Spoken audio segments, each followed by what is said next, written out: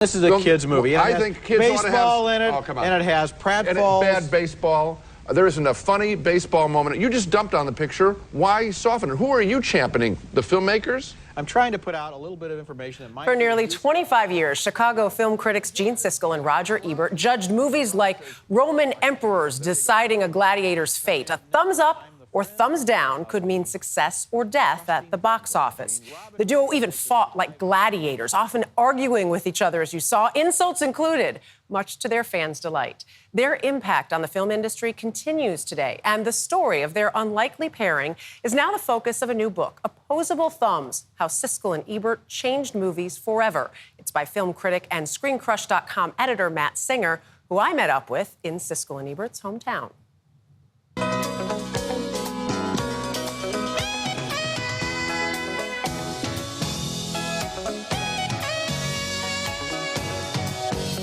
So there are touches of Siskel and Ebert still all over Chicago. Yeah, absolutely. We're here at the Gene Siskel Film Center, and right across the street at the sidewalk of the Chicago Theater, there is a plaque for Roger. I think it's very fitting that they're honored like right across the street from each other. Not next to each other. They have to be opposed a little bit. The thumbs. That is everything when it comes to them.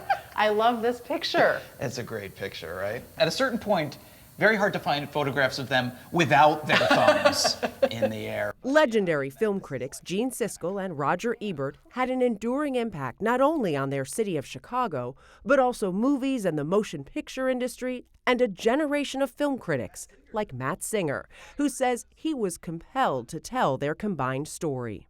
I grew up loving this show and feel like almost as like a fan, I wanted to read this book. It was kind of crazy to me that there wasn't a book.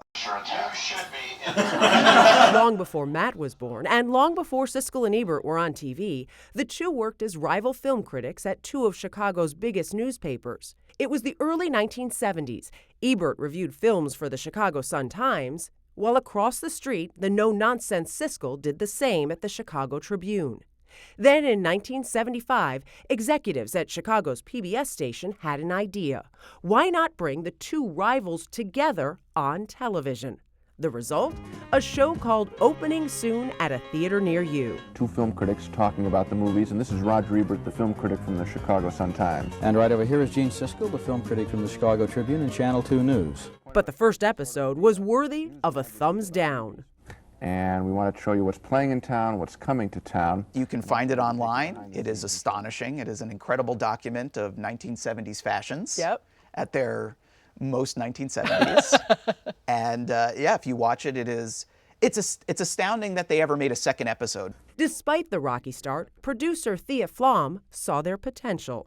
After the pilot, Thea eventually came in, and she was the one who really trained them to be TV stars, because they were newspaper guys, and they were not comfortable on camera, and they also hated each other. So it was Really hated each other. They legitimately did not like each other, and they were not happy to be doing a show with each other.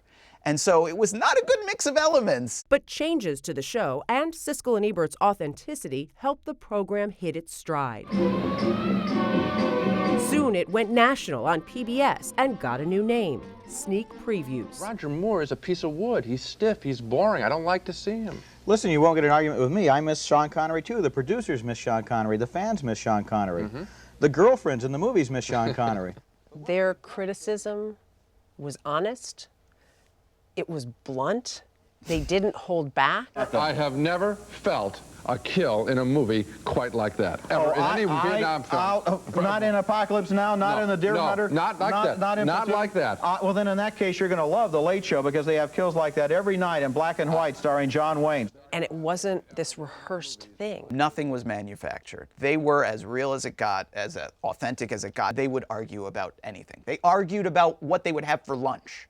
They couldn't agree about lunch every day, and the staff had to decide, that's it, we're ordering the same lunch every day from the same place. There could be no more arguments.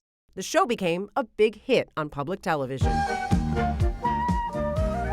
Then in 1982, Siskel and Ebert got, to use a classic movie line, an offer they couldn't refuse: syndication, which would sell the show to commercial stations from coast to coast for millions in revenue.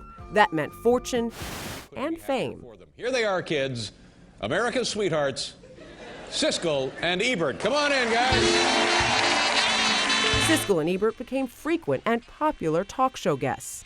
Ebert and Siskel. Well, by the time they became Siskel and Ebert, they really were a huge force in the movie industry. But even on a basic level, a thumbs up, thumbs down had a big influence on how a movie would do once it premiered. That's right. And, it was not even just that. It was like if they saw something, a little movie that they loved and they thought deserved a big audience, they wouldn't even just review it once and give it 2 thumbs up. They would keep talking about it over and over. I'll tell you how good Hoop Dreams is. I couldn't wait until the end of the picture to see what ultimately happens to these kids. This is one of the best films about American life that I have ever seen. But if they didn't like a film, they could be brutal. And when I saw She's Out of Control, I became so depressed I actually thought about quitting my job as a film critic. The idiots who made this film are taking 2 hours of my life and robbing it from me in order to give me less than nothing. That was the appeal, is that when you tuned into them, just like when you tuned into the show, you knew they were going to be honest about whatever it was. At the height of their success came an abrupt end no one saw coming. In 1998, Gene Siskel was diagnosed with a brain tumor. Less than a year later, he was gone. I lost my good friend last week when Gene Siskel passed away. My colleague and sparring partner was only 53 years old when he died from an illness he'd been fighting since last May. Ebert tried to carry on, filling Siskel's seat with other critics. Then, like his late partner, Roger Ebert was diagnosed with cancer. He battled the disease for nearly a decade, dying in 2013 at the age of 70. They were partners and successful partners for more than 2 decades. Yeah. In the end, did they still hate each other? No, they didn't always hate each other. They maybe never became best friends, but they grew very close. And the way they always kind of described it was they evolved into having this kind of sibling rivalry. Like they respected each other and they knew each other was, intelligent and good at their jobs. But darn it, sometimes they just couldn't stand them, and they couldn't stand what they did and what they said. And that was really the energy that they had.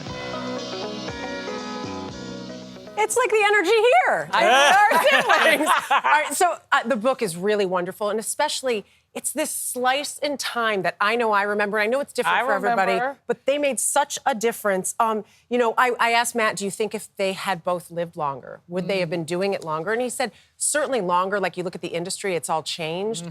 But why would they have stopped? It was brilliant in what it was. It was the first reality television. Yeah. Who did you guys side with? It wasn't. It was always different. I was always on. I said to you guys before, I always just paid more. I did watch the show a couple of times, but paid more attention to Roger Ebert's reviews. I just thought he was the best ever. Too. Not just the most popular film critic, but the best. He won a Pulitzer for his writing. The way he broke movies down in this simple, smart way, I could read his stuff.